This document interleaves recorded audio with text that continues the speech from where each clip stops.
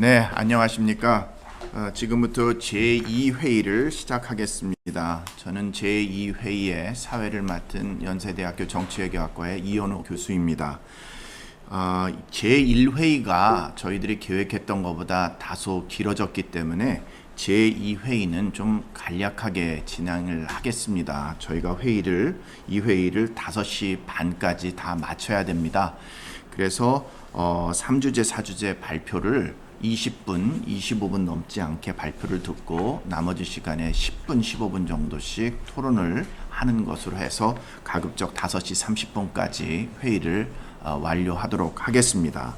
먼저 제3주제는 21대 국회의 과제와 전망, 그리고 제4주제 4.15 총선과 한국 민주 정치의 향방 두 주제에 대해서 발표를 듣겠습니다. 제1회의가 현재 있었던 완료된 투표에 대한 분석이라고 한다면 제2회의는 한국 그 정치 어떤 전망, 미래에 관한 그런 세션이 되겠습니다. 그래서 먼저 제3주제는 손병권 중앙대학교 정치국제학과 교수님께서 발표해 주시고, 제4주제는 김용호 경희대학교 평화복지대학원 특임교수께서 발표해 주시겠습니다. 그러면 먼저 제3주제 손병권 교수님의 발제를 듣도록 하겠습니다. 네, 안녕하세요. 중앙대학교 정치국제학과 손병권 교수입니다. 그 총선을 평가하는 상당히 이제 의미 있는 총선이었는데 평가하는 자리에 참석하게 될 수 있어서 굉장히 기쁘고 영광으로 생각합니다. 저한테 이 총 회의 당시에 주어진 과제가 제목은 이렇게 적었지만 그 과제와 전망이지만 일단 인적 충원 21대에 어떤 사람들이 당선자로 들어왔느냐 하는 것이 하나의 주제였고요. 그리고 이제 과제와 전망 21대 국회가 안고 있는 과제와 그에 따라서 전망을 해보라 하는 것이 이제 두 번째 과제였는데요. 뭐 질문의 취지상 두 개를 좀 연결해서 21대에 이런 사람들이 들어왔으니까 이런 과제가 이렇게 처리될 것이다. 뭐 이런 취지가 하나 있는 것 같습니다. 그래서 그 두 개를 좀 나름대로 연결시켜 보려고 했는데 성격상 두 개는 기본적으로 좀 분리가 되는 것이라서 뭐 각각 분석하면서 연결할 수 있는 건 연결해 보도록 글에는 적었고요. 근데 좀 시간이 많지는 않기 때문에 좀 빨리빨리 말씀드리도록 하겠습니다. 먼저 21대 국회 충원의 인적 특성을 한번 누가 들어왔나 어떤 사람이 그걸 말씀드리고, 그 다음에 그거와 좀 관련을 지어가면서 우리 국회 21대 국회가 가지고 있는 과제 그리고 전망 이런 것들을 해보도록 하겠습니다. 그래서 이제 충원의 특징 가서는 기본적으로 시간이 많지는 않아서요. 제가 준비할 때 제가 파악한 건 뭐냐면은 중앙선관위에 있는 당선자 통계 자료를 통해서 17대 국회부터 지금 21대 국회까지 뭐를 상호 비교 요소로 보고 봤냐면은 일단 직업에 있어서는 현역 국회의원하고 정치인 딱 두 개를 봤습니다. 요거는 중앙선관위의 역대 국회의원 통계 자료 들어가면 요게 집계 변수로 나와 있습니다. 요 두 개를 봤고요. 그 다음에 이제 연령이 나와 있습니다. 역시 연령이 나와 있는데 제가 이제 좀 합쳐서 50대하고 50대 미만, 그 다음에 60대 이상 이렇게 이제 의원들을 집계 변수로 나눠봤고요. 마지막에 이제 남성, 여성으로 이렇게 분류해서 봤습니다. 그래서 이제 17대부터 본 이유는 뭐냐면 17대부터 우리 2004년 17대 총선부터 소위 과거 9386이라고 제가 글에는 적었는데 9386 들어오면서부터 이투표제가 들어왔기 때문에 좀 비교 가능하기 때문에 그런 식으로 봤습니다. 그래서 이제 조금 있으면 전 박사님 말씀하실지 모르겠는데 좀 아쉬운 거는 이 초선하고 각 정당별로 초선 의원수, 정치인 수 이렇게 나눠서 봤으면 조금 더 입체적이었을 수 있을 것 같은데 거기까지는 제가 하지를 못했습니다. 그래서 17대부터 21대까지 아까 말씀드린 직업은 딱 두 개만 봤습니다. 이게 이제 떨어져 있는 부분들이 있죠. 그런데 이제 대부분 이런 분들이 많습니다. 국회의원하고 정치인, 그 다음에 이제 교육자, 법조인 이렇게 있고 나머지 뭐 거의 10개 정도 다른 분류는 거의 없는 경우가 많습니다. 그런데 이번에 이제 국회의원과 정치인만 본 이유는 왜 그러냐면 이번에 이제 특히 집권당에서는 청와대 참모 출신, 그 다음에 이제 이런 후보들이 많이 당선자가 됐기 때문에 그걸 좀 비교해 보려고 정치인 카테고리만 국회의원 카테고리하고 넣어서 봤고요. 그 다음에 이제 연령은 50대 아래, 50대 위, 그 다음에 남녀 이렇게 봤습니다.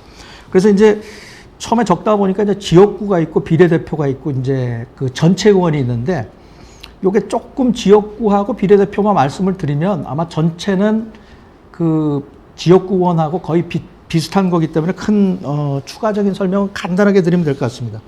조금 제 말이 빠르더라도 양해 부탁드립니다. 그래서 그 제 자료에 보면은 17대부터 21대까지 이제 종축으로 놓고 그다음에 직업 연령 성으로 이렇게 해서 쭉 분석을 했는데요. 그 결과를 말씀을 드리자면 지역구 의원 먼저 지역구 그다음에 비례대표 전체 의원 이런 순서대로 말씀을 드릴 텐데 지역구 의원 가운데는 정치인이 그 숫자하고 전체 숫자하고 비율해서 17대 총선 포함해서 그 일에 역대 가장 높은 숫자와 비율을 보입니다. 이제 17대 총선 당시에 보면 그때 이제 노무현 대통령이 있었고 소위 이제 386 세대라고 하는 그 후보자들이 당선이 돼서 이제 본격적으로 원내 진입할 때인데요. 그때 이제 노동당도 처음, 민노당도 처음 그 후보를 만들어내고 그럴 때였죠. 이투표제가 처음 도입이 될 때인데 그때 이제 소위 그 정치인이 81명으로 33.3%였는데 요게 이제 요번에 21대에서 33.6%로 정치인이 85명. 그러니까 제일 많습니다. 17대 이후로. 그 다음에 이제 50세, 그 다음에 두 번째 들어가서 보면 뭐가 있냐면은, 20대, 50대 미만 전체 합쳐서 20대에서 40대에 이르는 연령 집단 소속 지역구 의원의 숫자와 비율이 가장 적고 가장 낮습니다. 거기 도표에 보시면 50대 그 34명으로 50대 미만이 제일 적고요. 비율은 13.4%입니다. 그리고 반면에 50대 의원은 통틀어서 157명이고 그 비율은 62.4%로서 역대 가장 높은 비율, 가장 높은 인원. 그 다음에 50대 미만은 역대 가장 작은 인원, 가장 작은 비율입니다. 이걸 17대하고 비교해 보면 재미있는데 17대 당시에 386들이 대거 입성할 때, 그러니까 50대 미만, 그 386이 입성할 때 보면 107명의 44%입니다. 그러니까 조금 과장을 하면 요 사람들이 그대로 지금 20 몇 년인가요? 16년 만에 다시 50대로 싹 들어왔다. 이렇게 조금 해석을 해볼 수가 있을 것 같습니다. 자, 이렇게 됐다는 것이 이제 한 특징이고요. 마지막으로 보면은 이게 굉장히 그 지역구에서 언밸런스가 굉장히 심한 거죠. 50대 압도적으로 많고 50대 미만 굉장히 적고 60대는 대체로 그렇게 그 역대 선거에서 큰 차이가 없고요. 그러니까 이런 식으로 굉장한 이 밸런스 문제가 세대 간의 의원들의 불균형 문제가 굉장히 심각하다 이런 말씀 드릴 수가 있고요. 여성 의원도 역대 가장 많고 그 비율도 가장 높은데 이거는 그렇게 50대만큼 현저하진 않고 조금씩 17대부터 조금씩 이렇게 증가해 온 결과라고 보여지고 뭐 비약적으로 증가한 건 없습니다. 물론 뭐 17대 당시에 10명이 지금 29명이 됐으니까 굉장히 뭐 3배 많이 큰 거지만 조금씩 해서 올라왔다. 이렇게 말씀을 드릴 수가 있겠습니다. 이게 이제 지역구의 특징이고요. 그래서 이제 비례대표 쪽으로 들어가게 되면은 비례대표는 조금 다릅니다. 이제 비례대표에서 이런 어떤 불균형 문제가 약간 상쇄되는 효과가 있어서 전체 의원으로 보면 지역구 의원을 봤을 때 나타난 특징이 약간 완화된 형태로 나오는데요. 비례대표를 보게 되면 첫째, 21대 국회 비례대표 의원 가운데 정치인 출신 의원은 20명으로 역대 국회에 비해서는 그렇게 높지는 않지만 그 비율은 40.6%로서 18대 국회와 함께 가장 높게 나타난다. 이렇게 말씀을 드릴 수가 있고 21대 국회의 경우 지역구 의원과 비교해 볼 때 정치인 출신 비례대표 의원은 비율은 더 높은 거. 21대 지역구와 21대 비례대표 두 개를 놓고 볼 때 지역구 의원보다 비례대표 의원에서 정치인 출신이 훨씬 높았다. 42.6% 대 33%로 나타났다. 이렇게 설명을 드릴 수가 있겠습니다. 그 다음에 이제 비례대표 의원에서 연령을 들어가 보면 21대 국회 50대 미만 지역구 의원 비율과 비교해 볼 때 50대 미만 비례대표 의원의 비율은 훨씬 더 높은 것으로 나타났습니다. 비례대표에서는 13.4%인데 36.2%니까 상당히 비례대표에서는 지역구일 경우보다 이 50대 미만 연령층이 좀 비율로서는 증가했습니다. 그러나 여전히 17명이죠. 거기 보면 36.2%로 나타났습니다.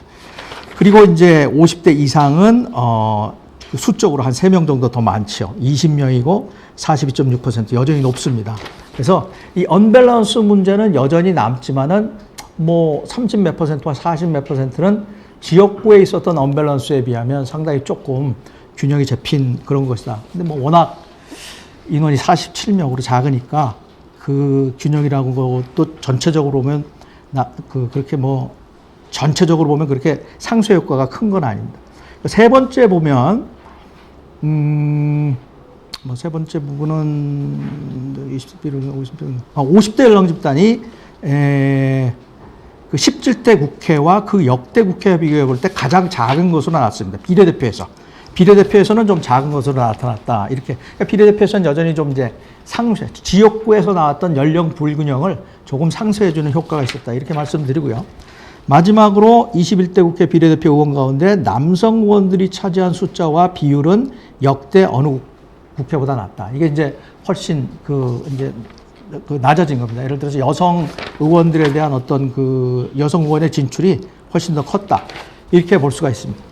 자, 그래서 전체 의원을 보게 되면 결국 지역구 의원에서 여러분들한테 말씀드렸던 내용이 비례대표에서 약간, 비례대표 의원이 47명이기 때문에 약간 균형이 조금 이제 잡히기는 하지만 전체적으로 볼 때는 지역구 의원에서 나타났던 그런 통계, 수치가 그대로 나타납니다. 그래서 보면 지역구 의원을 대상으로 한 인적 충원의 결과와 거의 비슷한 결과가 전체 의원을 대상으로 했을 때도 나타납니다.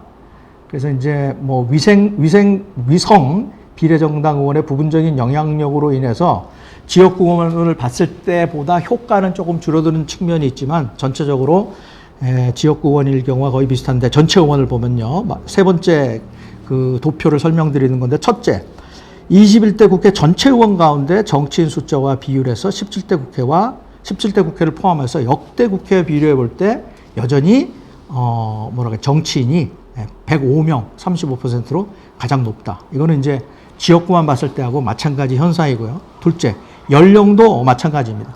역대 어느 국회보다 50대 미만의 연령 집단에 속하는 의원의 숫자와 비율이 여전히 매우 낮다. 비례대표가 일부 상세를 했지만 여전히 매우 낮고 반면에 50대 연령 집단에 속한 의원의 숫자와 비율은 여전히 압도적으로 높다. 도표에 보면 전체적으로 177명 59%로 나와 있습니다. 제가 사이렌 소리를 들으니까 예전에 토플 칠 때 리스닝을 하는데 소방차가 지나가서 몇 문제 놓쳤던 기억이 갑자기 납니다. 자, 그래서 결국 21대 총선을 얘기를 하자면은 압도적으로 50대 연령 후보를 위한 총선이고 21대 국회는 50대 연령 집단 의원을 위한 국회다. 이렇게 볼 수가 있습니다.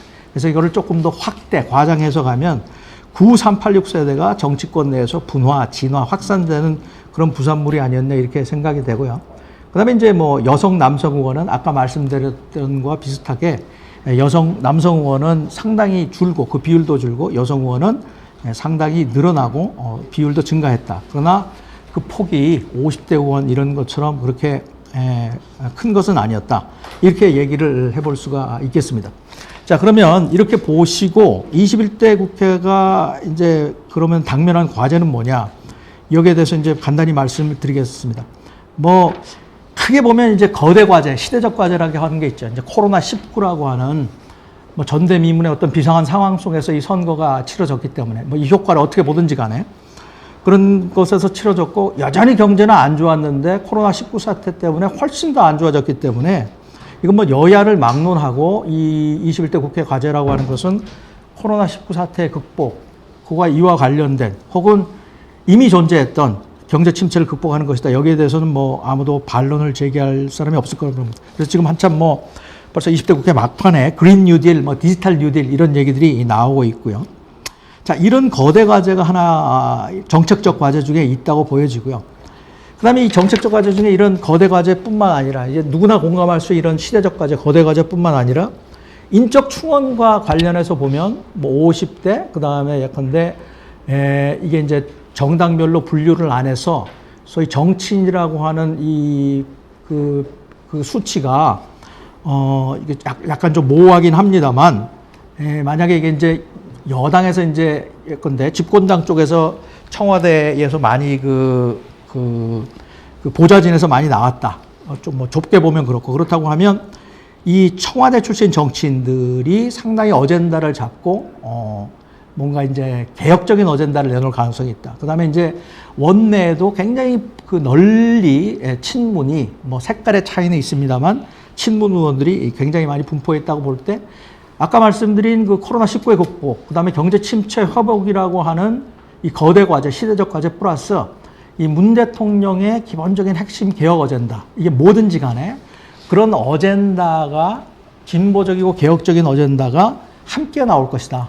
이런 그 정책적 과제는 그렇게 두 개로 구분해 볼 수가 있을 것이다. 이렇게 생각이 됩니다. 뭐 그런 것들, 뭐 예를 들어서 뭐 당장 공수처 문제가 있고요. 뭐 대북 지원 이런 문제가 있을 수 있을 것 같고 이런 이제 두 개의 어젠다가 두 종류의 어젠다가 정책적 과제로 나타날 것이다. 이렇게 보여지고요. 두 번째 이제 큰 카테고리로 이런 정책적 과제와 함께 정치적 과제가 있을 텐데 이런 정치적 과제라고 하는 것은 기본적으로 이 정책적 과제와 불가분의 관계에 있죠.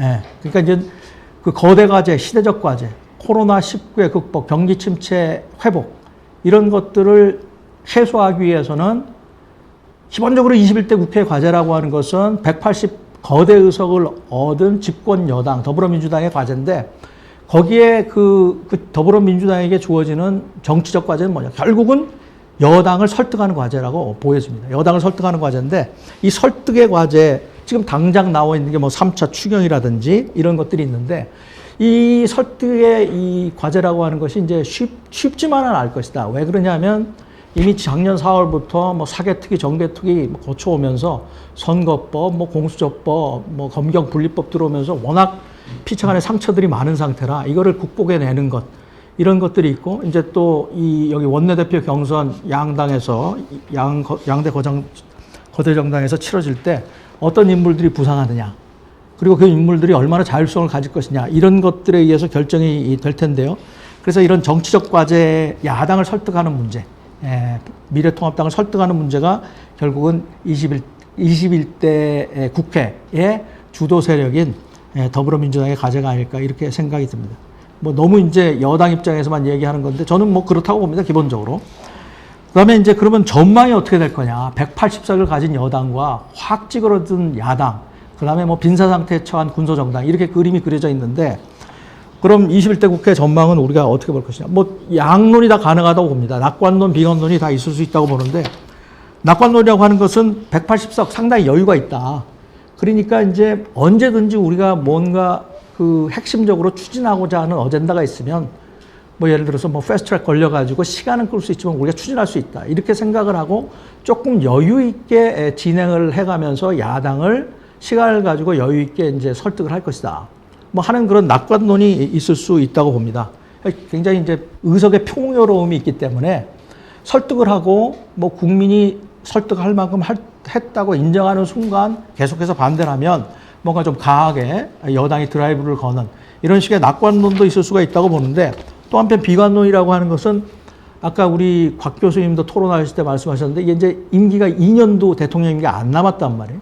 대통령은 항상 레거시를 생각할 수밖에 없고 지금 큰 레거시라고 하는 건 보이지 않고 코로나 극복이라고 하는 이 어마어마한 그 이제 뭐 과제는 지금 추진 중인데 뚜렷이 보이는 것이 없다고 하면 계속 뭔가 자기 어젠다를 소위 그 청와대 출신 정치인이나 광범위한 친문 의원들을 통해서 드라이브를 걸 가능성이 충분히 있습니다. 그러면 이제 야당 그 미래통합당 입장에서는 가만히 있느냐. 2년 뒤에 지금 2년도 안 돼서 대선이 있는데 가만히 있을 수는 도무지 없는 거죠. 뭔가 수권 정당으로서의 모습을 보여주고 우리도 단합된 모습을 보여줘야 된다라고 하면서 계속 상당히 걸고 들어갈 가능성이 있다. 그 다음에 피차간에 이제 구원이라고 하는 것이 있고 이렇게 된다고 할 때는 상당히 이제 뭐라고 할까요? 이 정치의 어떤 그 지금 이 일정표나 이 정치 뭐 공학이란 말 많이 쓰는데 이런 거를 볼 때 상당히 뭐라 할까? 갈등의 소지가 굉장히 크다. 이렇게도 볼 수가 있다고 봅니다. 왜냐하면 저기 이슈를 중심으로 이렇게 대립하는 것은 뭔가 좀 이렇게 뭐 꾸려나갈 수가 있는데 굉장히 대립이라고 하는 것이 굉장히 서로 피차가를 존재를 인정하지 않는 이런 대립이 돼버리면 대선 국면에서 상당히 이제 갈등이 이제 이제 진행될 수밖에 없다. 이런 생각도 듭니다. 그래서 양론이 다 가능하지 않겠느냐.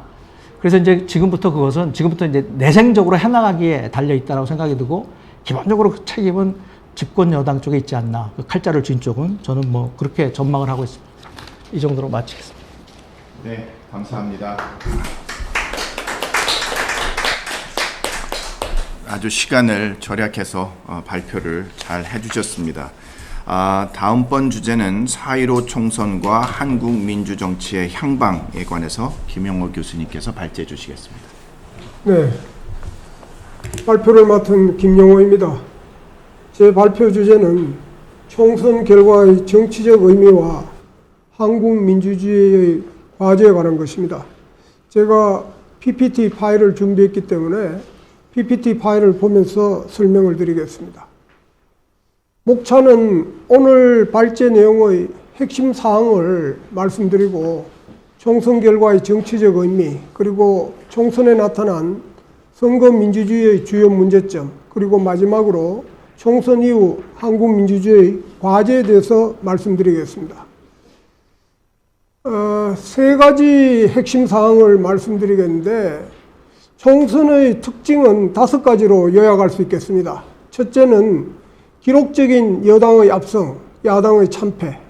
둘째는 상대적으로 높은 투표율. 세 번째는 분점 정부에서 단점 정부로 전환.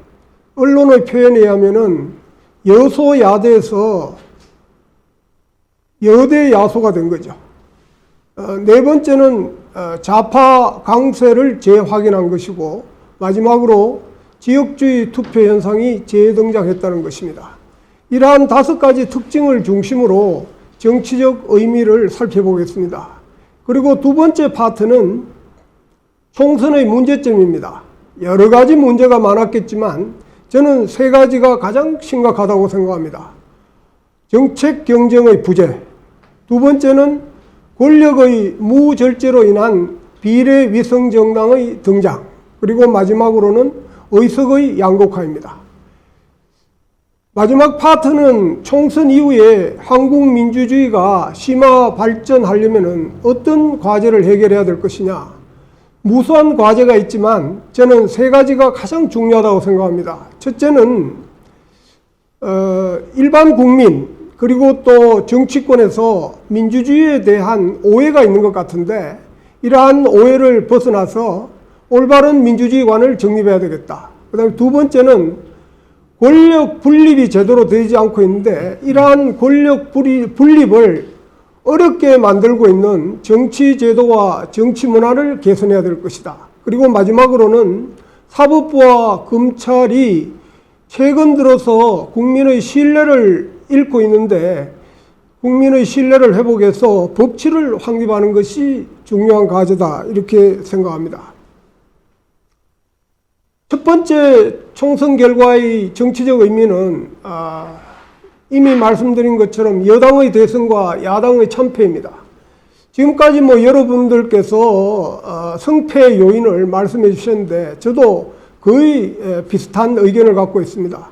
문재인 정부가 성공적으로 코로나 방역을 했고, 또 여당의 선거 전략과 선거 캠페인 능력이 우수했다고 봅니다.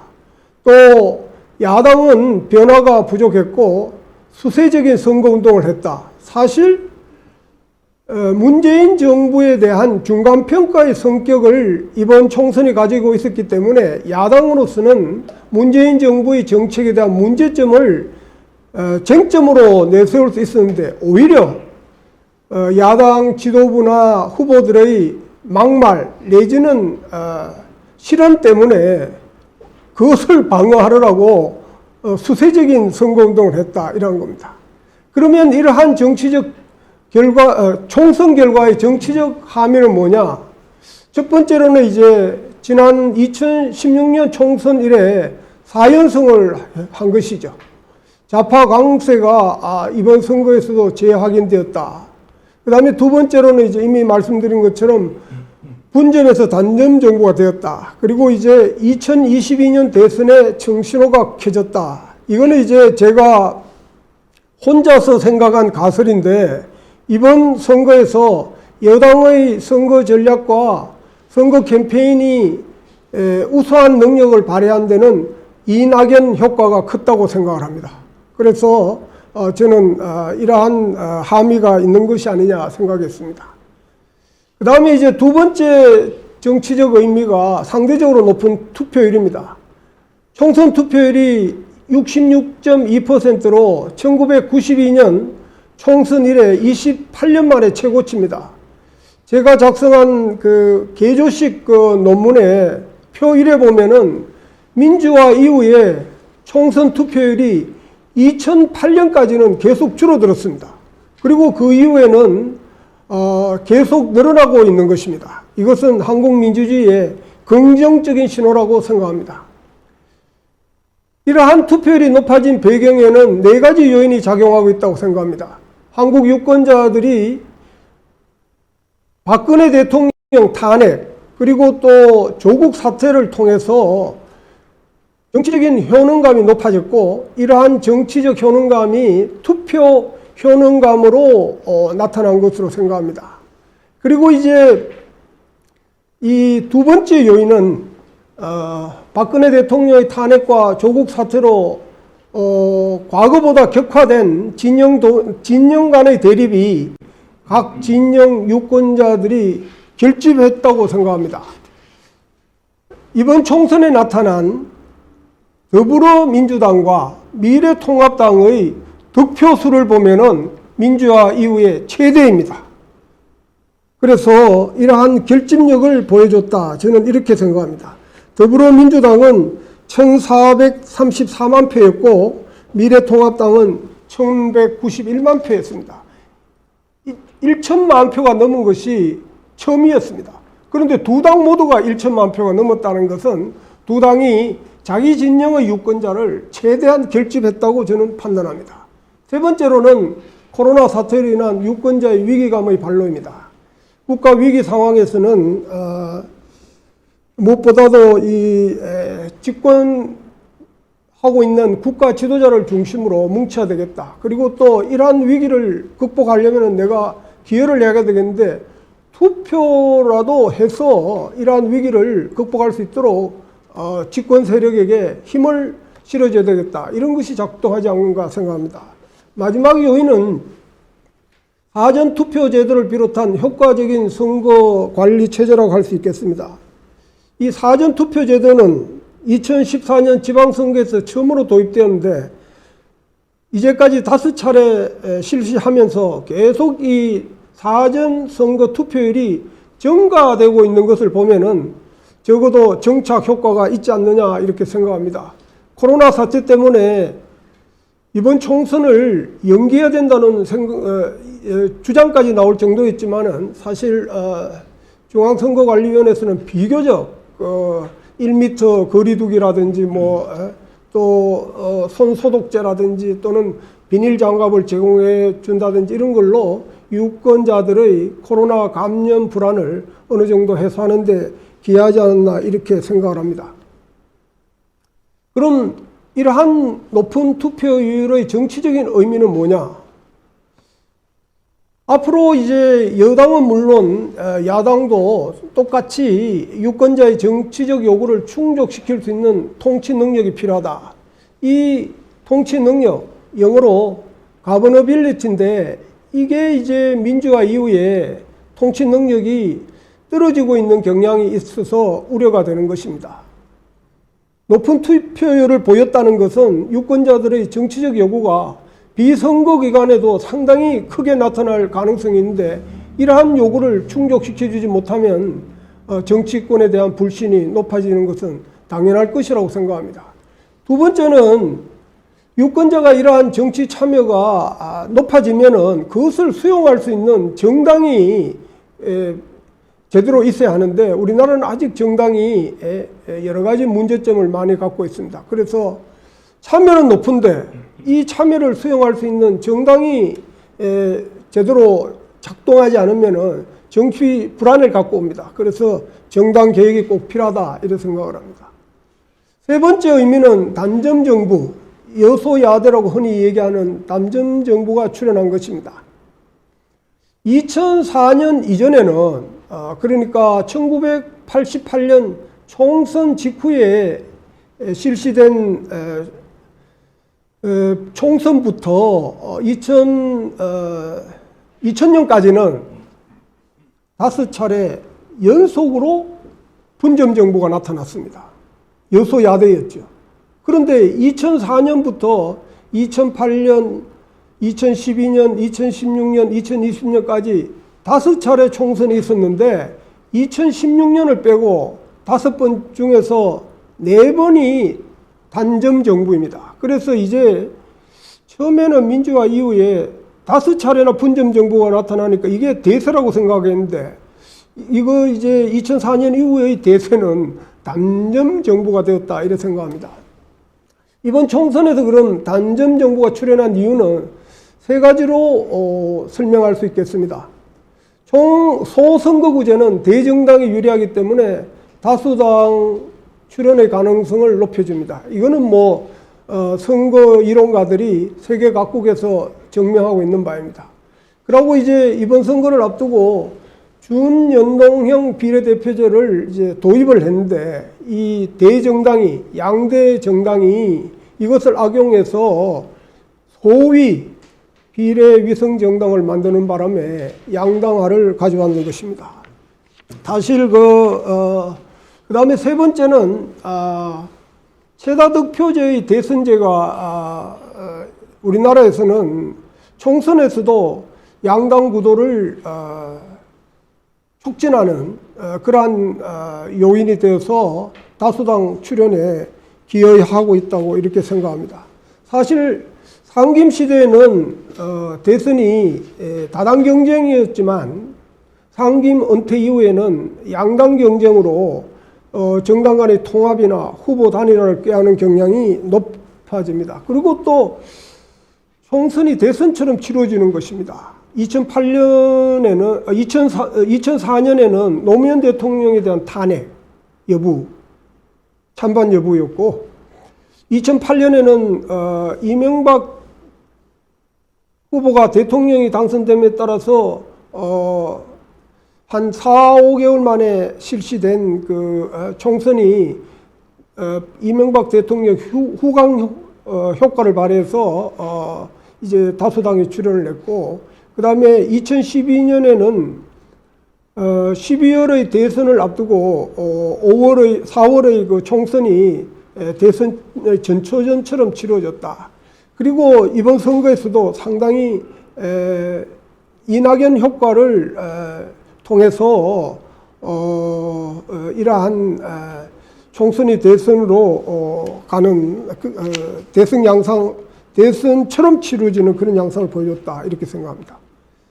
네, 그러면은 여기서 이제 단점 정부가 출현했으니까 분점 정부보다는 입법 효율성이 높아지지 않을 것이냐, 이론적으로는 그렇습니다.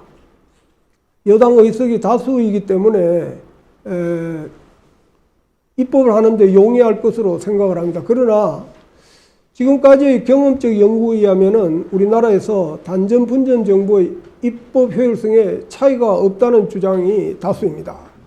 그 이유는 이제 이 여당의 독주, 야당의 장외투쟁, 이러한 이제 고질적인 의회 정치 현상에서 알 수 있다고 생각합니다. 그래서 이번 21대 국회도 입법 효율성을 높이려면은 적어도 이제 원론적인 얘기가 되겠습니다만은 여당이 통합의 리더십을 발휘하고 대화와 타협을 통해서 국회를 운영해야 되겠다. 동시에 야당도 지금처럼 발목 잡기나 장외투쟁보다는 합리적인 대안을 제시하는 그러한 야당이 되어야만 이게 가능해질 것이다 생각합니다. 네 번째는 이제 좌파 강세가 이번 선거에 나타난 재확인되었는데 과연 이러한 좌파 강세가 계속 더욱더 견고해질 것이냐 하는 겁니다. 그 2016년 총선 이후에 특히 박근혜 대통령 탄핵 이후에는 여론조사를 해보면은 좌파가 우파보다는 10% 이상 늘 높은 수준의 지지도를 보여줬습니다. 좌파 정당이 아무리 잘못해도 그 지지도가 떨어지더라도 그것이 우파 정당으로 가지 않고 부동층으로 가는 경향이 있었습니다. 이것이 이제 좌파 우위의 정치 지형이 이제 형성된 것이죠. 그 전에 사실 2016년 전에는 우파 우위의 지형이었습니다. 2007년 대선에 우파가 이기고 2008년 총선, 2010년 지방선거를 빼놓고는 2012년 총선, 2012년 대선, 그러니까 5차례 선거에서 4차례 우파가 이기는 우파 우위의 정치 지형이었는데 이게 2016년을 계기로 우파 강세에서 좌파 강세로 바뀌어진 겁니다. 그래서 이제 일부 정치학자는 2016년 총선을 계기로 정당 재편성이 일어나지 않았느냐 이런 주장을 내놓고 있습니다. 저는 이 미국에서 개발된 중대 선거 그리고 정당 재편성 이론이 한국에 바로 적용하기에는 한계가 있지 않느냐. 왜냐하면은 한국은 정당의 이합 집산이 너무 많아서 미국처럼 정당 일체감이 형성되지 못하기 때문에 미국처럼 뭐 30년이나 50년 주기의 정당 재편성 현상으로 이야기하기는 좀 어렵지 않느냐. 그럼에도 불구하고 저는 좌파 강세가 상당 기간 갈 것으로 생각을 합니다. 이미 많은 분들께서 지적을 하셨지만 우파가 정신을 못 차리고 있기 때문에 그렇습니다. 그래서 이 우파가 더욱더 좌파가 더욱더 견고해지려면 3가지 이제 조건이 필요한데요. 첫째는 이제 좌파 세력이 분열이 없어야 되겠죠. 그리고 또 문재인 정부가 성과나 업적을 내야 되겠죠. 그리고 마지막 한 가지는 조국 사태처럼 대형 이제 정치 스캔들이 없어야 될 것이다 하는 생각입니다. 마지막으로 이제 짚어볼 것은 지역주의 투표의 장래입니다. 이 지역주의 투표 현상이 이번 총선에서 나타났느냐 안 나타났느냐는 상당히 논쟁적인 것 같습니다. 의석을 보면은 호남 정당과 영남 정당이 자기 지역에서 거의 싹쓸이를 냈습니다. 그런데 이제 득표율을 보면은 약간의 이제 해석의 차이가 생길 수 있습니다. 강원택 교수가 첫 번째 발표한 것처럼 지역구 득표하고 또 비례 득표가 다릅니다. 지역구 득표에 있어 가지고는 사실 민주당이 지난 선거보다도 호남 정당이 영남에서 더 많은 득표를 했다고 나타납니다. 그런데 비례 득표를 제가 비교해 보니까 2016년하고 별 차이가 없었어요. 그러니까 이 지역주의 투표의 경우에 2016년하고 2020년만 이렇게 득표율이나 의석수를 비교해 봤을 때 저는 2016년에 호남에서 국민의당 돌풍이 부는 바람에 민주당이 28석 중에서 3석 정도밖에 못 얻는 이변이 생겨서 일시적으로 호남 지역주의가 약화되었다. 그런데 이제 이번 선거를 통해서는 그것이 이제 재현되고 있다.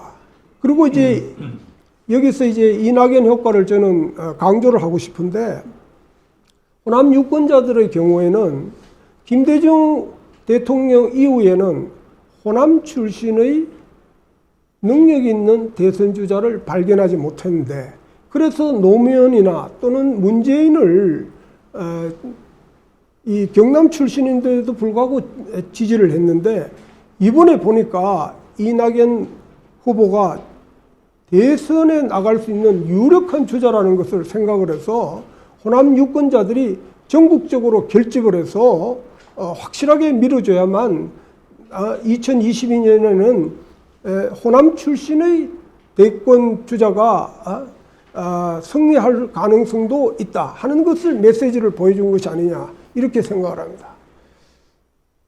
마지막으로 이제 지역주의 투표의 장래에 대해서는 우리나라에서 이 참 어려운 것이 민주화 직후에 그 과거의 그 반민주 그 균열이 지역 균열로 전환되고 난 뒤에는 이게 동결된 것이 아니냐. 그래서 상당 기간 계속된 것이라고 저는 생각을 합니다. 그 다음에 이제 총선의 문제점은 정책 경쟁이 실종되어서, 이 정책 경쟁을 안 했기 때문에 정말 유권자의 정책 선호가 모르는 거죠. 그러니까 입법을 할 때도 어려운 거고 행정을 하는 것도 어려운 겁니다. 그러니까 구체적인 정책 선호가 정부 정책에 반영되기 어렵고 또 유권자의 명확한 정책 선호를 이제 알지 못하기 때문에 정치적 책임 소재도 불분명해지는 겁니다. 그다음에 두 번째는 비례위성 정당의 등장입니다. 이것은 연동형 비례대표제는 입법 취지가 군소정당의 득표와 의석의 그 불비례성을 교정하려고 했는데 이러한 입법 취지를 망가뜨리고 비례위성 정당을 만들었다는 것은 권력이 너무나 이 절제가 없었다 저는 생각합니다. 왜? 민주주의에서 아무리 좋은 법과 제도를 만들어도 완벽할 수 없습니다. 공백이 있을 수 있고 애매모호한 점이 있을 수 있기 때문에 이러한 것은 제도적인 자제를 통해서 법을 존중하되 입법 취지를 살리는 자기 통제가 없으면은 이러한 규범이 되지 않으면 아무리 훌륭한 민주제도도 망가질 수밖에 없습니다. 미국 민주주의의 위기를 분석한 레비츠키와 지블렛이 너무나도 강조하고 있는 것이 이 민주주의가 왜 무너지는가에서 제도적 자제가 없으면 민주주의는 아무리 훌륭한 제도를 도입하더라도 망가진다는 것입니다. 그래서 비례위성 정당은 정말 우리나라 1당, 2당 권력이 절제를 하지 않는 것을 정난하게 보여줬다고 생각합니다. 세 번째는 좌우 진영 대결이 심화되지 않을까 하는 우려입니다. 의석의 양극화로 인해서 제3정당이 부재했기 때문에 참 이러한 문제가 생겼다고 보는데요. 앞으로 양극화를 완전히 해소하기는 어렵더라도 완화하는 것이 필요하다. 마지막으로 이제 향후 정치 과제입니다. 앞으로 민주주의를 더 발전시키려면 뭐냐? 민주주의에 대한 오해를 불식해야 되겠다. 일반 국민은 민주주의를 너무 만병통치약으로 생각을 해서 과잉 기대가 있는 것 같습니다.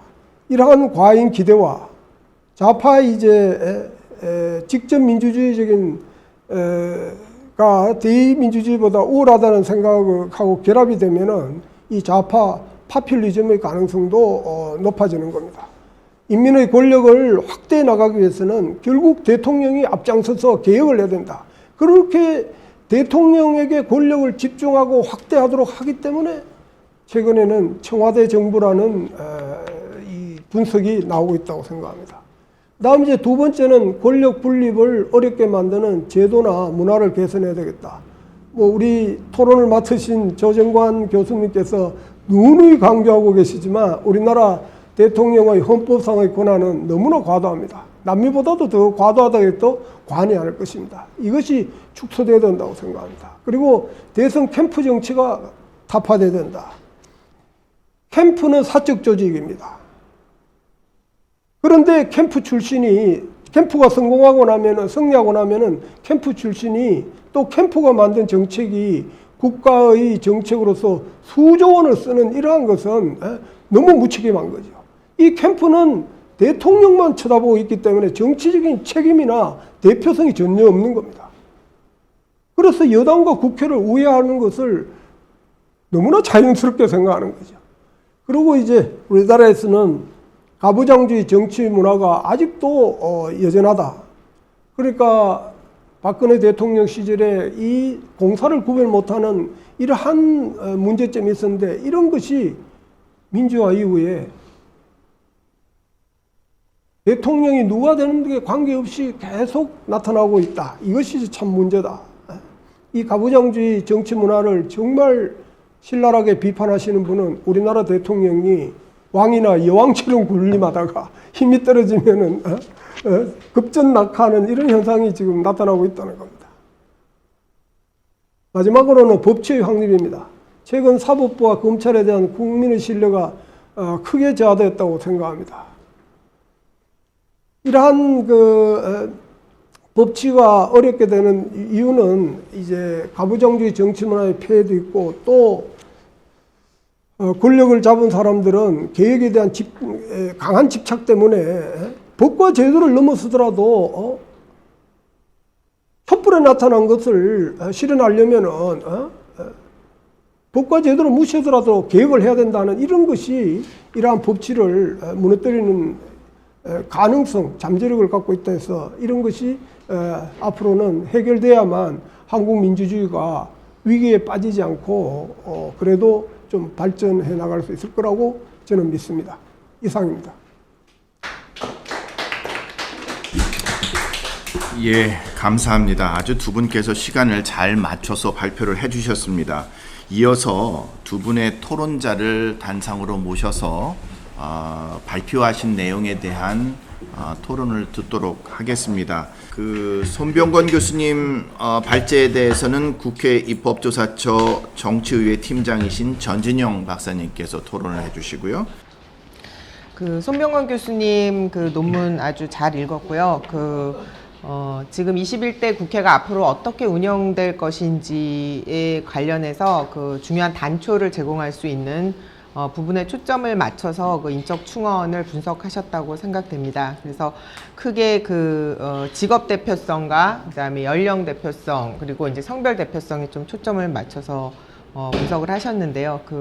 직업 대표성에서 왜 정치인에 특별히 방점을 두고 분석하셨는지는 이제 발표하시면서 말씀을 하셨는데, 그러니까 정치인이 역대 최근 국회 중에 가장 최대 비율을 기록한 것이 어떤 효과를 가질 것인가와 관련해서 사실 낙관적으로 보자면 우리가 이제 정치인 또는 정당인 출신이 어떤 타협과 협상에 능하고 또 정치력을 좀 발휘할 수 있다라고 본다라면 21대 운영 전망이 그렇게 어둡지만은 않다라고 볼 수 있지만 발표에서도 말씀하신 것처럼 청와대 출신 참모들 위주의 충원이 주를 이룬다라면 오히려 좀 더 당파적인 대립이 더 강화되지 않을까라는 비관도 가능하다라는 점에 저도 이제 전적으로 동의하고요. 근데 아까 말씀하셨듯이 이 정치인 출신이 급격하게 늘어난 것이 제1당과 제2당 중에 얼마만큼의 비율을 차지하고 있는지 그 부분은 저도 읽으면서 궁금했습니다. 그래서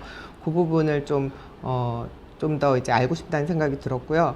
그리고 이제 지역구와 비례를 세 가지 대표성 인적 충원에서 다 지역구 비례를 구분해서 이제 분석을 하셨는데, 사실은 지역구 대표와 비례대표가 충원되는 메커니즘 또는 공천되는 메커니즘이 전혀 상이하잖아요. 그래서 이 연구에서는 아마도 이제 시간적인 제약 같은 것들도 있고 그래서 그랬을 것 같은데, 정당인 정치인 국회의원 이외에도 어떤 지역구 대표와 비례대표라는 대표 유형의 차이가 어떤 그러니까 충원된 전직에 어떤 차이가 있는지도 분명히 있을 것 같거든요. 그러니까 분명히 가장 많은 비율을 차지하는 것이 법조인, 정치인, 교육계, 이런 게 항상 어느 나라 의회든지 많더라고요. 이 세 범주가 많을 것인데, 이것이 비례대표는 아무래도 직능대표의 기능을 하는 측면이 있기 때문에 다를 것이다라는 충원 패턴이 다를 것이다라는 점에서 그 부분도 좀 궁금하다는 생각이 들었고요. 그리고 이제 손명원 교수님 주로 가치 중립적으로 팩트 위주, 그러니까 데이터 위주로 이제 분석을 하셨는데, 이 나이와 관련해서는 저는 사실 이제 의원 주축이 50대다 연령이. 근데 이것이 50대여서 뭐가 문제인가? 그러니까 이건 이제 청년 대표성 문제하고 직결되는 문제인데, 사실 의회 주축 세력이 50대인 것은 전 세계적인 현상이더라고요. 그래서 제가 궁금해서 좀 찾아봤더니, 그러니까 미국 같은 경우도 현재 제 116대 의회인데 평균 연령 57.6세고요. 그리고 초선 의원만 보면 훨씬 한 10살 정도 젊어져서 초선 의원의 평균 연령은 47.9세더라고요. 그래서 어떻게 보면 나이 역시도 초선 의원들이 시기열적인 변화를 보여줄 때는 초선 의원들의 평균 연령이 어떻게 변화해 왔는지를 보여주는 것이 충원의 어떤 특성을 보여주는 중요한 변수일 수 있을 것 같다는 생각을 했습니다. 그래서 저는 그리고 이 청년 대표성이 너무 낮아졌다 21대 때 이렇게 말을 하는 것은 규범적으로 어떻게 보면 청년 대표성을 높여줘야 된다라는 말일 수도 있는데, 과연 현재처럼 정당이 정치인을 육성하고 키우는 그런 기반 어떤 그게 안 되어 있는, 우리나라 이제 항상 얘기하는 정치인 양성 프로그램이 없는 상황에서 청년 대표성을 무작정 높이는 것이 과연 바람직한 것인가라는 부분에 대해서도 저는 좀 생각해봐야 된다라는 생각을 해봤습니다. 그리고 성별과 관련해서는 그 이제 사실 지역구에서 3명, 그 다음에 비례대표에서 3명이 증가했는데 손 교수님이 이것을 이제 여성 의원의 약진 또는 뭐 남성 의원의 지분 감소라는 표현을 하셨는데, 이 부분에 대해서 상당히 조심스럽게 접근해야 된다는 생각이 듭니다. 왜냐하면 다 아시겠지만 지금 우리가 이제 비례대표의 경우에는 그 지퍼 시스템, 교호 순번제를 도입을 하고 있잖아요. 그래서 지금처럼 그 이번 21대 총선처럼 여성 의원이 비례에서 3인이 증가한 것은 공직선거법의 지퍼 시스템의 기계적인 효과다라고 정확히 볼 수가 있거든요. 왜냐하면 제가 찾아봤더니 지금 이제 비례대표 당선자를 낸 정당이 5개인데, 그러니까 우연히도 5개 정당 모두 당선인의 숫자가 홀수예요. 그래서 미래한국당 19석, 더불어민주당 17석, 정의당 5석, 국민의당과 열린민주당 3석입니다. 그러면 어떻게 되냐, 후보자 공천할 때 1, 3, 5, 7을 여성 후보자로 공천을 하기 때문에 전부 다 여성 의원이 남성 의원보다 1명 더 많게 당선이 된 거죠. 이 5개 정당에서 전부 다. 그러다 보니까 비례의석이 47석인데 47석을 반으로 딱 나누면은 23.5석인데 정확하게 5개 정당에서 여성 의원이 더 많이, 남자보다 1명씩 더 많이 당선이 됐으니까, 그러다 보니까 정확히 48명 당선이 된, 그쵸. 아니죠. 28명 당선이 되는, 예. 그런 기계적 효과의 결과인 것이지, 이거지 여성 의원들이 뭐 되게 뭐 경쟁력 있는 후보를 뭐 공천했다거나, 이제 비례니까 당연히 공천 메커니즘이 다르니까, 그래서 요거는 좀 해석을 할 때 여성 의원의 약진이라고 보기보다는 지퍼 시스템의 기계적 효과로 봐야 되지 않는가라는 그런 생각을 해봤습니다. 그리고 이제 크게 두 번째 파트인 21대 국회 전망과 관련해서 앞에 발표하신 선생님들 그리고 토론하신 선생님들께서 다 많이 말씀을 하셨는데, 과연 이제 이 180석을 얻은 제1당이 얼마나 이제 잘 협치를 해나가야 될 것인가, 이것이 관건이다라고 말씀하셨는데, 저는 사실 이 대목에서 되게 좀 궁금한 게 뭐였냐면요. 궁금하다기보다는 이제 어떻게 보면 저도 고민하는 딜레마인데, 20대 때 더불어민주당이 123석을 얻고 새누리당이 122석을 얻고 국민의당이 38석을 얻어서 3개의 교섭단체를 구성했을 때 이제 정치학자를 비롯해서 국민들이 뭐라 그랬냐면, 이것은 어느 정당도 과반 의석을 안 준 것은 국민의 뜻이다. 그러니까 협치를 해야 된다. 이건 협치라는 어떤 시대적 과제를 국민이 국회 정당에게 준 것이다, 부여한 것이다라고 해석을 했습니다. 근데 이번 선거에서는 또 전혀 다르게 제1당이 180석 합쳐서 비례정당 합쳐 180석이 되니까 또 뭐라고 얘기하냐면, 제1당이 180석을 얻었다고 해서 혼자 독주를 하면 안 되고 협치를 해야 된다. 그 대화 타협의 리더십을 발휘를 해야 된다. 그러면 이 말은 어떤 선거 결과가 나와도 우리는 협치를 해야 된다라고 말한다는 거죠. 협치는 뭐 기본적인 상수가 돼버린. 그럼 왜 우리는 항상 협치를 정당들에게 주문하는가를 생각해 보면, 결국은 저는 이게 국회의 그 13대 국회 이후에 국회 운영 방식으로 자리 잡아온 협의제 때문이라고 저는 생각을 하거든요. 그래서 어떤 원내 정당이 몇 개의 의석을 얻던 간에 국회 운영은 원내 교섭단체 대표 간의 협의를 통해서 할 수밖에 없는 그런 제도, 그러니까 협의제적인 운영, 이것 때문에 어떤 선거 결과가 나와도 협치를 해야 한다라고 우리는 해석할 수밖에 없다라는 거죠. 그래서 이거와 관련해서 사실은 이렇게 되면은 앞으로도 쭉 마찬가지일 텐데, 저는 이제 개인적으로 그래서 워낙 제가 평상시에 존경에 맞지 않는 손병월 교수님께 이 다수제적인 운영 방식으로의 전환에 대한 의견은 어떠신지 좀 그 부분은, 그러니까 위너 테이크홀 시스템으로 가는 이제 다수당이 압도적 과반 의석을 얻은 다수당이 있으면 상임위원장 다 독식하고, 그리고 한번 정말로 제대로 독립적으로 운영할 수 있게끔 하는 권한을 주고, 그 다음에 해봤더니 아니더라 그럼 다음 총선에서 심판하는 거죠. 책임 정당 정치를 하게 하고. 그런 방안에 대해서는 어떤 의견을 갖고 계신지를 여쭤보면서 제 토론을 마치도록 하겠습니다. 이상입니다. 네, 감사합니다. 그러면 바로 이어서 김용호 교수님 발제에 대해서 조정관 교수님 토론해 주시겠습니다. 예, 아유, 할 말 되게 많은데 10분만 하라니까 줄여서 말하겠습니다. 먼저 우리 전진영 박사님 정말 재밌는 얘기 해주셨는데 그거 저도 조금 코멘트하고 지나가고 싶은데요. 그렇다면 다수제 쪽으로 운영을 바꾸려고 하는 방식을 현재의 집권 여당이 선택할 수도 있을 것 같아요. 정치적으로. 다만 그러려면 첫 번째가 뭐 원구성에서 다수결로 바꾸겠다라고 자기들이 입장을 정해야 될 것 같습니다. 근데 과연 그럴 수 있을까요? 저는 어려울 것 같은데요. 그죠? 어려울 것 같습니다. 넘어가겠습니다. 제 주제와 관련해서는 저는 이번 총선의 승패 요인 관련해서 무엇보다도 이번 총선은 코로나 총선이었다고 생각합니다. 뭐 여러 가지 분석이 다 있겠지만은 코로나 바이러스 총선이었고요. 정상적인 심판, 또 정상적인 평가, 정상적인 뭐 정책 경쟁, 정상적인 대선 주자에 대한 평가까지도 포함해서 다 없었던 선거라는 생각을 합니다. 그래서 이번 선거는 사실은 저는 민주주의라는 관점에서는 시점을 늦췄어야 되는 게 정상이었다고 저는 생각합니다. 그러니까 전쟁 중에도 물론 선거를 할 수는 있습니다. 또는 바이러스 중에도 선거를 할 수 있는데 문제는 선거의 의미가 싹 사라지는 거죠. 말하자면.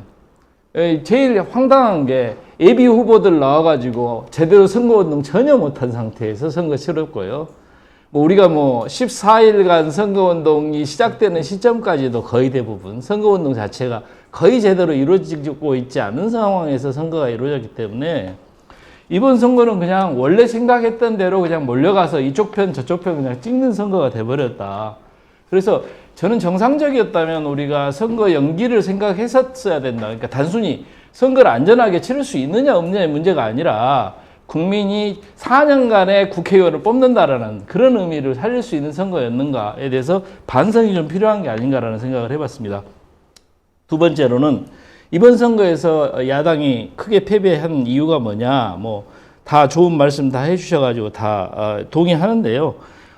대체로 보면은 미래통합당 진영은 탄핵 문제를 이번에 유승민 의원이 이렇게 복귀를 하면서 탄핵 강을 그냥 넘었다가 또 넘었다가 이렇게 되는 식으로 이제 탄핵을 그냥 얼버무리는 식으로 정리를 했는데 절대 그렇게 해서는 시대적 정신을 따라갈 수가 없었다라고 봅니다. 그러니까 미래통합당 진영은 그 부분에 대해서 자신들의 입장을 정리를 할 수 있었어야 되지 않겠는가라는 생각이 들고 지금도 그런 상황이라고 생각이 들고요. 이제 몇 가지 좀 말씀을 좀 드리려고 하는데요. 하나는 투표율이 높아진 배경에 관련해서 존경하는 김용호 교수님 말씀은 첫 번째가 정치적 효능감이 높아졌다는 부분을 말씀하셨는데 저는 좀 이 부분은 좀 고민스럽습니다. 왜냐하면 이게 정치적 효능감 때문에 투표율이 높아진 건지 아니면 적대감이 높아져가지고 투표율이 높아진 건지 해서요.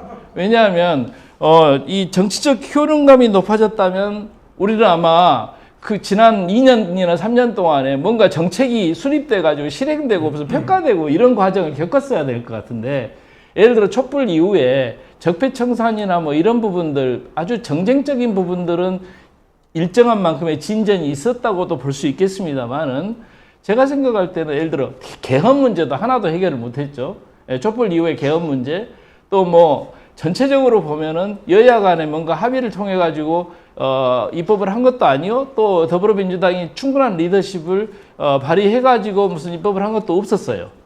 거의 대통령이 그냥 진도 나가는 그런 지금 정치를 한 2년 이상 해왔는데 그러면서 상대방에 대한 적대감만 굉장히 높아졌다고 생각하거든요. 그래서 저는 이건 효능감보다는 일종의 우리 민주주의의 질이 떨어지면서 굉장히 어떤 폭도정적인 어떤 그런 모습들이 보여주고 있는 거 아니냐. 그래서 깃발을 향해서 몰려들고 소위 결집 효과가 가장 강력하게 발휘됐던 그런 선거가 아니었는가 싶어가지고 효능감 부분은 좀 제가 좀 동의하기가 좀 어렵다는 얘기를 말씀드리고 싶고요.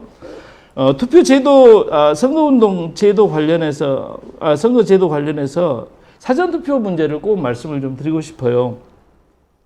지금 이번 선거에서 3분의 1이 넘는 사람들이, 전체 투표의 3분의 1이 넘는 사람들이 사전투표 이틀 동안 이루어졌다는 게 상당히 심각한 저는 문제제기가 있다고 생각합니다. 왜냐하면 요새 일단은 본투표일하고 사전투표일하고 날짜가 서로 다른 상황에서 투표가 이루어지고 있다는 상황이죠. 민주적 결정이 서로 다른 시점에 이루어지고 있다는 게 과연 이게 괜찮은 건가라는 이제 문제가 생기는 거예요. 두 번째는 이 사전투표가 시골로 가면 갈수록 동원투표가 상당히 높습니다. 실제적으로. 그러니까 무슨 얘기냐면 사전투표 기간은 선거운동이 진행되고 있는 도중에 사전투표가 이루어지고 있기 때문에 선거운동이 진행되는 과정에서 이 농촌 지역에 있는 유권자들을 차에다 실어가지고 사전투표장으로 이동시키는 경우가 굉장히 많고요. 거의 그 적발이 안 되고 있어요, 현실적으로. 그래서 아주 시골 지역, 그러니까 전남 지역 같은 경우가 사전투표율이 제일 높습니다. 여러분 보시면 아시겠지만. 그건 뭐냐면 조직동원입니다, 무조건 다.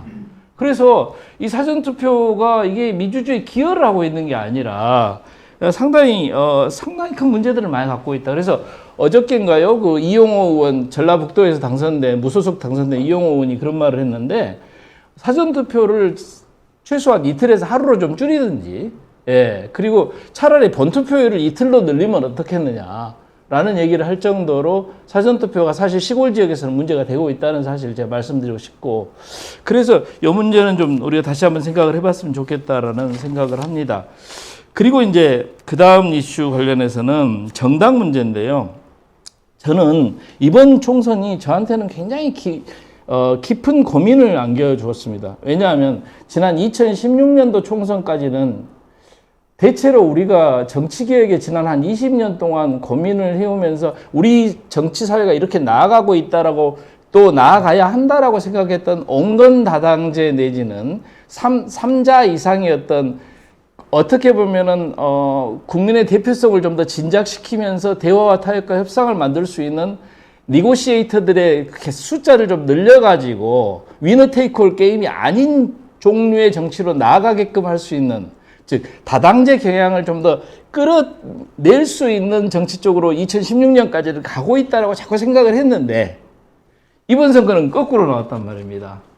이번 선거 이렇게 거꾸로 나온 거는 그러면은 그동안 우리가 속은 거냐, 아니면 이번 선거가 우리를 속이고 있느냐라는 문제가 있다는 것이죠. 근데 제가 보니까 그 문제는 이번에 비례위성정당 문제를 보면서 저는 제가 그동안 생각했던 정치개혁 방향이 뭔가 잘못된 거 아닌가라는 생각을 심하게 하게 됐습니다. 무슨 얘기냐면 비례위성정당은 누가 봐도 이것은 이상한 짓이었거든요. 근데 그럼에도 불구하고 호남의 많은 유권자들이 민주당의 비례위성정당을 찍고, 또 영남의 많은 유권자들이 이제 미통당의 이제 비례정당을 어거지로 찍더라고요. 그러니까 제가 개인적으로 많이 좀 알아본 걸로는 이런 얘기를 하더라고요. 예를 들어 안철수가 좋아서 국민의당을 원래는 찍고 싶었는데 미통당이 이번에는 힘을 보태줘야 되겠어 라고 하는 게 영남의 많은, 예전에 국민의당을 찍었다가 이번에는 국민의당을 안 찍은 사람들의 이야기입니다. 이건 뭐냐면 상대방에 대한 적대 내지는 어떤 한쪽으로 결집이라고 하는 현상에 안철수나 국민의당이나 또는 정의당도 마찬가지입니다. 이건 부차적 요소들란 말입니다. 전체적으로. 그래서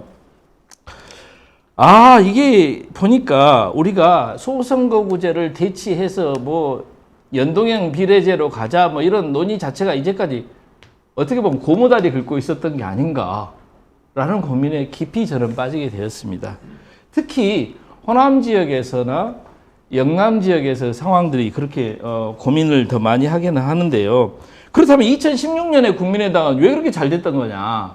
이건 바로 설명이 되더라고요. 무슨 얘기냐면 호남의 지역주의 균열하고 그 다음에 이념적 균열이 중첩되어 있던 거를 안철수라는 자가 말하자면 호남의 중진 의원들을 끌고 나와가지고 호남의 균열하고 이념적 균열을 조금 섞어버린 거죠. 그러니까 디커플링을 시킨 거죠. 그래서 말하자면 효과를 봤어요. 그러니까 호남 사람들 입장에서는 새누리당이 과반수 못 넘게 막아놓고 그 다음에 그 덕택에 박근혜 대통령 끌어내렸고 두 정당이 힘을 합쳐가지고 끌어내렸고 민주당하고 국민의당이, 그러니까 그러고 나니까 이제 안철수는 용도팩이 되는 거예요.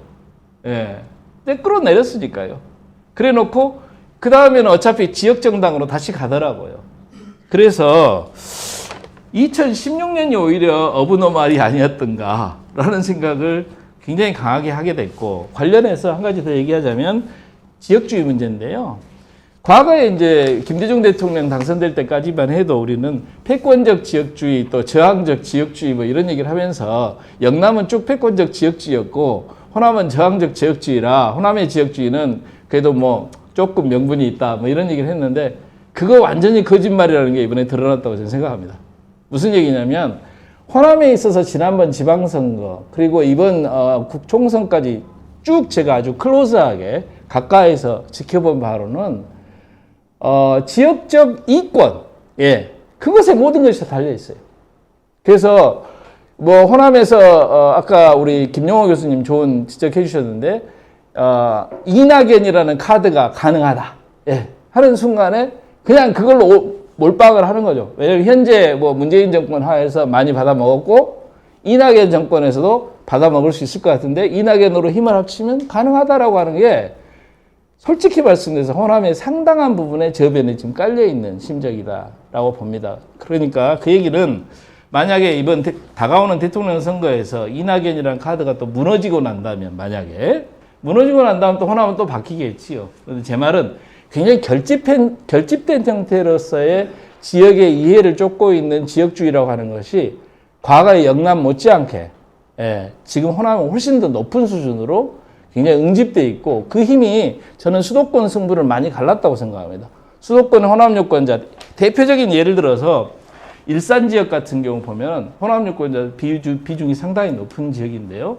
그 일산 지역 같은 것도, 그리고 대표적인 예를 들자면 이번에 고민정 후보가 오세훈 시장을 꺾은 지역 같은 거, 예, 호남 사람들이 많은 지역구거든요.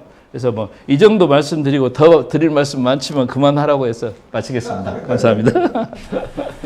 제가 참 이런 악역을 안 맡았으면 했는데 오늘 또 맡았습니다. 지금 저희가 5시 반인데요. 한번 또 발표하신 분들의 그 반응을, 응답을 들어봐야 될 것 같습니다. 그래서 두 분 선생님 죄송하지만 발표하신 분들 오셔서요.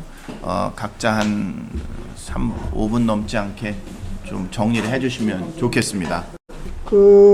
조정관 교수께서 정말 많은 것을 생각하게 하는 토론을 해주셔서 제가 즉각적으로 답변을 다 드릴 수는 없고 주마간산격으로라도 고민을 함께 공유한다는 의미에서 말씀드리겠습니다. 6가지를 말씀해 주셨는데, 지역주의가 일시적으로나마 강화될 가능성이 있다. 저는 거기에 동의합니다. 그다음에 정당 문제, 온건다당제의 추세가 역전된 게 아니냐. 저는 그렇게 안 봤습니다. 온건다당제는 많은 학자들의 wishful thinking이었다고 생각을 합니다. 저는 양당제가 우리나라에서는 대선 중시 문화에서 위너 테이크 올이기 때문에 양당제로 가는 것이 대세고, 정치학자들은 어떻게 해서든지 이걸 온건다당제로 만들고 싶어 했다. 저는 그렇게 생각합니다. 그다음에 사전투표에 대해서는, 그런데 의문이 있어요. 저도 사전투표에 대해서는 좀 유보적이었는데, 그러면 제가 지금 잘 몰라서 나중에 또 자세하게 좀 연구를 해봐야 되겠는데, 사전투표일에는 동원이 선거가 이루어지고 당일 투표에서는 왜 동원이 안 이루어지느냐, 이걸 제가 잘 모르겠어요. 그러니까 사전투표 날은 교통편을 이용해 가지고 동원이 되고 당일 투표 날은 왜 동원이 안 되느냐, 이걸 제가 이해를 못해서 나중에 또 여쭤보겠습니다. 그리고 이제 정치적 효능감에도 우리가 좀 세련되게 분석을 하려면 긍정적인 정치적 효능감이 있고 부정적인 정치적 효능감이 있는 것 같아요. 그런데 저는 이렇게 생각합니다.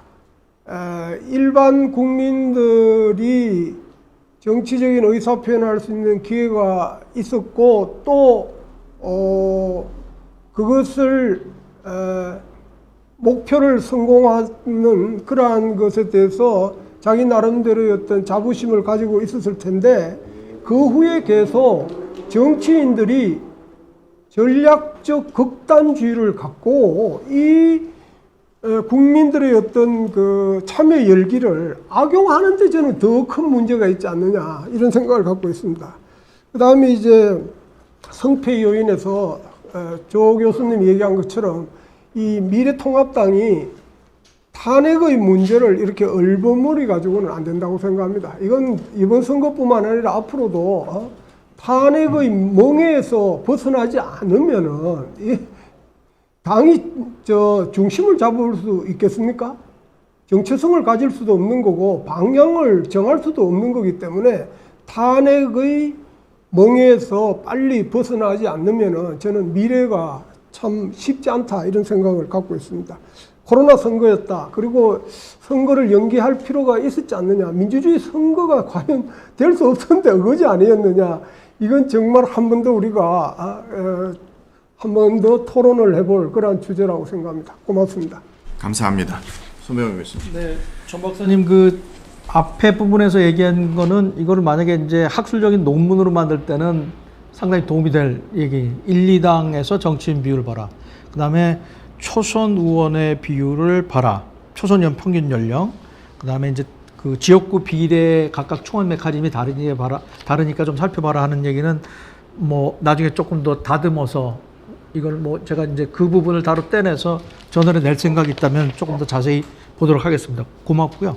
그다음에 그 지금 다수제로의 전환 이거 혹시 예전에 정 박사님 기억하실지 모르겠는데 원혜영, 김세현 두 의원이 자기들 그 선진화법 만든 거 그 기념해서 했을 때 제가 그때 이제 발제하면서 얘기했던 게 평가하면서 얘기할 때 거기 쓴 게 최종적으로는 이게 일정 기간을 주되 최종적으로는 끝이 안 날 때는 지금 이거 사개특위 정개특위 올 때까지 와서 끝났잖아요. 결국은 하고 싶은 대로 한 거고 최종적으로 어느 순간에는 다수제로 결정되게끔 하는 어떤 최종 이 활용 점정하는 제도는 있어야 된다라고 그때 쓴 기억이 있어요. 그래서 이런 제도를 두되 이게 계속해서 방해가 되고 의사진행 방해가 되진 않게 일정 기간 이후에는 다수제를 두자라고 얘기를 한 기억은 제가 납니다. 그래서 그걸 답변을 대신하고 싶은데 저는 기본적으로 민주화 이후에 우리 사회가 발전되어 온 방향을 뒤집을 수는 없다고 봐요. 그러니까 분권화, 개방화, 소수 포용, 그 다음에 비례제, 이투표제, 여성 교호순번제 이게 순화장한 거냐 본질적으로 양당제고 다 이런 건데 저는 그렇게는 안 보고 단순한 화장이 아니다. 이건 우리가 가야 될 방향이고 분권화 가야 될 방향이고 예를 들어서 거대 정당의 문제 이거 해소해야 될 거라고 생각을 하는데 다만 이러자면은 뭐 예를 들어서 지금 뭐가 구체적인 변화가 정치권에서 나와야 되는데 지금 뭐 선거도 지금 일종의 그 뭐 이상한 꼼수가 들어가서 위성 정당이 돼서 오히려 그 결과가 이런 거대 정당이 두 개가 대립하는 것으로 나왔는데 지금 저는 항상 얘기할 때 좀 프레젠티즘에는 빠지지 말아야 된다. 현재 나온 상황으로 모든 역사를 다시 볼 필요는 없는 거라고 생각이 되는 게 이건 코로나라고 하는 사태, 이거 전대미문에 정말 이런 100년 만에 한 번 올까 말까 한 사태가 들어왔고 거기서 이제 이 듣도 보도 못한 연동형, 준연동형이라는 게 들어와서 그게 이상의 양대 정당이 이거를 악용하는 바람에 이런 결과가 나온 측면도 분명히 있기 때문에 지금 이 관점에서 모든 과거의 어떤 그 뭐 다당제 논의라든지 이런 정당 논의 이런 걸 너무 그렇게 비관적이고 사실 그건 본질이 아니었다. 이렇게 보기에는 이번 선거가 너무 예외적이었다. 저는 그렇게 생각합니다. 그 정도로 말씀. 예, 감사합니다. 저희가 이게 온라인으로 지금 회의를 진행하고 있어서 온라인으로 참여하시는 분들 말씀을 또 안 들을 수 없을 것 같아요. 시간이 많지 않기 때문에 제가 2개 정도 질문을 좀 받을까 하거든요. 어떻게? 네, 실시간으로 올라온 네. 댓글 2개 소개해드리겠습니다. 네, 첫 번째는 의원 구성 비율에 대한 분석 감사합니다. 혹 40% 가까운 정치인 출신 비율이 토론자가 언급하신 전직까지 고려하면 어떻게 나올지 궁금합니다. 혹시 미국 의원 구성 비율과 비교 가능하시다면 감사하겠습니다. 였고요. 두 번째 질문을 말씀드리겠습니다. 두 번째 질문은 정책 대결을 통한 정치가 가능하려면 어떤 부분의 개선이 시급하다고 보시는지요에 대한 질문이었습니다. 첫 번째 때는 우리 전진영 박사님께서. 마침 저도 그 궁금해서 다행히 미국을 한번 찾아봤어요. 그래서 지금 116대 의회 그 미국 하원에서 그 정치인과 그 퍼블릭 서비스 관료 출신을 같이 그 묶어가지고 42.3%로 그 비율을 차지하는 걸로 나와 있습니다. 예, 이상입니다. 보태실 말씀? 네. 이 정책 대결이 안 되는 선거가 우리나라 선거의 최대의 고질 중에 하나입니다. 그런데 결국은 유권자 손에 달려 있다고 생각을 합니다. 국회의원들이 왜 정책을 개발하지 않고 정당이 정책을 개발하지 않냐면은 선거에서 선거구 유권자 관리하는 것이 득표에 도움이 되지, 정책을 아무리 잘하고 입법을 아무리 잘해도 유권자들이 반응을 안 하니까 결국은 표를 얻어서 재선을 하려면은 선거구 관리, 관원상제에 열심히 쫓아다니는 것이 우선순위가 되기 때문에 정책이나 입법 이런 것을 소홀히 한다고 저는 생각합니다. 네, 감사합니다. 시간을 좀 더 많이 할애했으면 좋겠는데 참 하고 싶은 말 못하고 사회만 보는 저도 참 굉장히 힘이 듭니다. 자, 그 다음 순서가 있어서 회의를 마치려고 하는데요. 한마디만 정리를 한다면 저는 그런 생각이 들었습니다. 우리가 독일식 비례대표를 가든 아니면 영국식의 정말 위너 테이크스로 하는 단순 소선구제로 가든 공통점이 있는 것 같은데 엄청나게 많은 에너지를 들여서 시민교육에 힘을 쓴다는 거죠. 정치 엘리트들이 교육하는데 많은 에너지와 돈을 쓰고 있습니다. 우리 정치를 보면 내용물은 하나도 안 바꾸고 겉에 디자인만 바꿔서 물건을 팔려고 하는 그런 아주 얍삽한 그런 기업 같은 느낌. 저는 과연 의원 되신 분들 중에 정치학개론하고 헌법 전문을 제대로 읽어본 분이 몇 분이나 계실까? 그거를 안 하고서도 정치를 할 수 있다고 생각하는 그 마음부터 우리가 바꿔야 되지 않나. 그런데 그 단순한 원리를 못 바꾸고 있어서 이런 토론이 계속되고 있는 거 아닌가 싶습니다. 어쨌든 오늘 중요한 그 분석과 또 미래 전망에 하는 두 회의가 있었습니다. 오늘 발표해 주신 분들 그리고 토론해 주신 분들 감사의 말씀드리고 이어서 폐회식을 진행하도록 하겠습니다. 여러분 감사합니다.